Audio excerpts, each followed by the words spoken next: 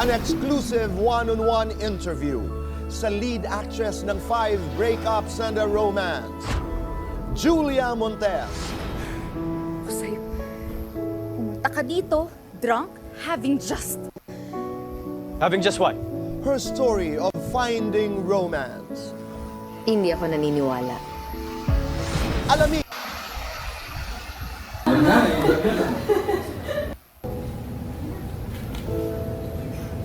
Sasalo ko ng pala sa dalawang pre.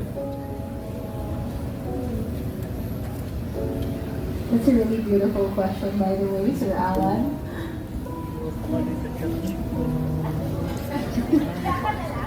Kapit lang tayo. First question pa lang po yan. Welcome back mga kaaldab.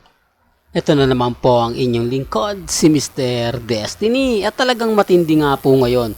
Dahil ito nga po, magkakaroon nga po ng 1-on-1 interview ng lead daw nga po na si Julia Montes at si Boy Abunda mga kaaldab. Kung matatandaan niya mga kaaldab, sabi ko nga po sa inyo, ito yung panahon mga kaaldab na kung saan dapat na interview si main Polkerson ni Boy Abunda, pero wala dumating yung point, yung sitwasyon mga kaaldab na hindi nga po nagawa. Di po ba? Sabi ko nga po sa inyo dito po sa channel ni Mr. Destiny, 101% updated po kayo. Kung ano man po yung mga nakikita ninyo, napapanood ninyo, napapakinggan po ninyo, chill lang po kayo. Hindi po ba? Kaya lang po mga kaaldab, nakakalungkot na wala na po si Mengay, pero hindi nga po na interview ni Boy Abunda. Samantalang dati mga kaaldab, isa po sa talagang pinag-uusapan, isa po sa talagang pinagpepiestahan yung gustong-gustong ma-interview ni Boy Abunda si Main Mendoza. Pero nangyari nga po ba? Di po ba hindi? Ebidensya at resibo na si Mengay din po mismo ang umaayaw. Si Mengay din po mismo ang kumbaga ayaw magpa-interview, kasi sa totoo lang po alam niya kapag ini-interview siya maraming mga mamis, mga titas, mga senyor. Di po ba? Wag po kayong maniniwala na si Boy Abunda yung ayaw interviewin si Mengay. Hindi po, wag po kayong maniniwala. Kaya nga po pumunta si Boy Abunda dyan. At bakit sinama niya sa 5 na yung mga 5 pangalan na gustong interviewin ni Boy Abunda? Di po ba? Nandun si Main Mendoza. Bakit niya pasasabihin niya kung ayaw niya rin po magpa-interview o kung ayaw niyang interviewin? Kaya nga po may kanya-kanyang pananaw may kanya-kanyang kumbaga komento. Sabi ko nga po sa inyo, kung titignan nyo naman po at susuriin yung mga update, mapapaisip po talaga kayo. Bago nga po natin ituloy nga po pala itong update natin.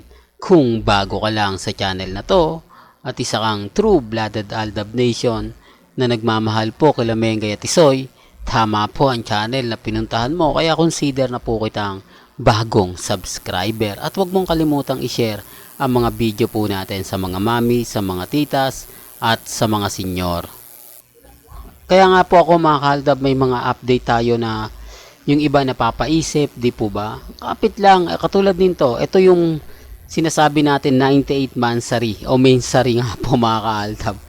Ay nako, ito yung sinasabi kong bitter na bitter. Armain, wala naman po talagang Armain. Kahit naman po i-search nyo yung sa social media, may Armain nga po ba? Wala naman po silang teleserye, pelikula, love team.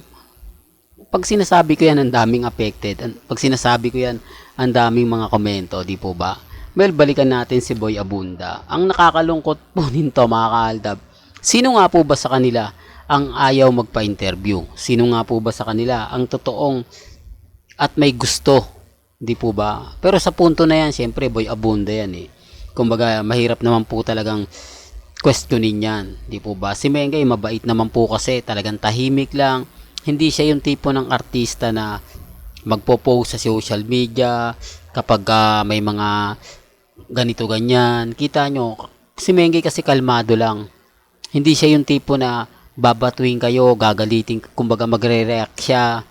Ang laki po ng pagkakaiba. Kaya nga po marami po talaga nagmamahal kay Main Polkerson. Sinasabi ko lang po ito para lang po sa kaalaman ng lahat. At ganun din naman po si Alden Richards. Kung si Alden nagre-react po sa social media kahit pa paano sinasabi niya na okay lang gamitin ng Aldab Nation si Alden, okay lang na kumbaga kung ano yung paniniwala namin, hindi naman po kami binabasag. Ang problema lang po dito, itong mga Armin at main fanatics, kapag kami po nagbibigay ng update, kami yung binabasag. Kahit naman totoo yung pinopost ko, totoo naman yung mga pinapakita ko, totoo naman po yung mga trending na sinasabi natin.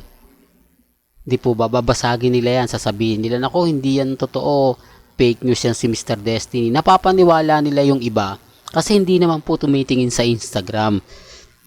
Hindi naman po tumitingin sa Twitter, sa Facebook. Kumbaga kung ano lang ina-update, dun lang po sila. Kaya nga po yung hindi ko naman po nilalahat. May mga Armin at main fanatics po na wala rin po talagang alam. Umaasa lang po sila sa mga posts ng mga private account. Kaya akala nila kapag may nag-post, si Mengay na yon.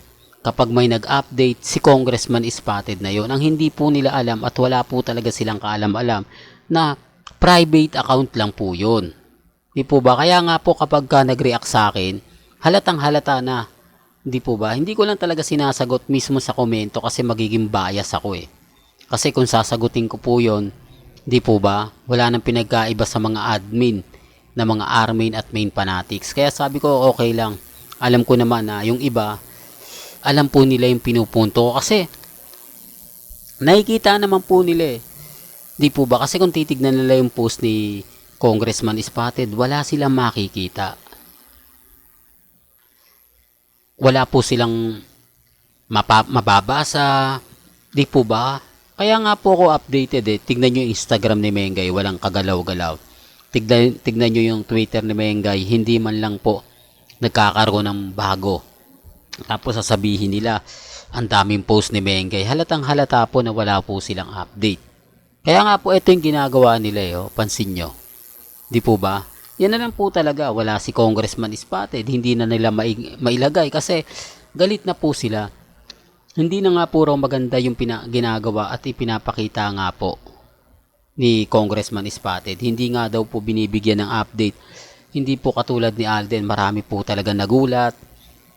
Maraming, siyempre yung mga bitter, di po ba na, nako ginagamit mo lang yan Alden kasi may pelikula ka, dalawa pa yung pelikula mo. Pagkatapos ng 5 breakups and a romance, meron ka ng kay Sharon Cuneta sa Metro Manila Film Festival. Di po ba? Kaya nga po, yung mga reaksyon at komento ng mga netizen, ganun po talaga yung banat. Pero hindi po nila alam na, kumbaga, pabor na pabor yon sa mga fans. Pabor na pabor yon sa mga taong nagmamahal. Kaya nga po masipag si Alden kung ikukumpara naman po kay Congressman Spotted. Kilala lang niya po ang mga fans kapag may po-promote sila. Ganon din naman po si Ibyang. Di po ba? Galit sila kapag sinasabi ko yon. Totoo naman po Tignan nyo yung mga update. Puro promotion. Wala pong update na eto si Mengay at si Alden, ang saya-saya. Eto si Alden at si ano ba yan? Eto si Main at si Congressman Spotted, yung anak ko ang saya-saya. Di po ba? Walang ganun Pero gaya na sinabi ko, may kanya-kanya tayong pananaw at opinion. Well, hanggang dito na lang po yung updates natin Kaya kung gusto nyo pa po ng pinaka-latest at sariwang update, abay tutok lang po kayo dito sa channel ni Mr. Destiny para updated po kayo sa mga bagong video po na ilalabas po natin maya-maya lang. Hanggang sa muli, salamat po sa panonood at pakikinig.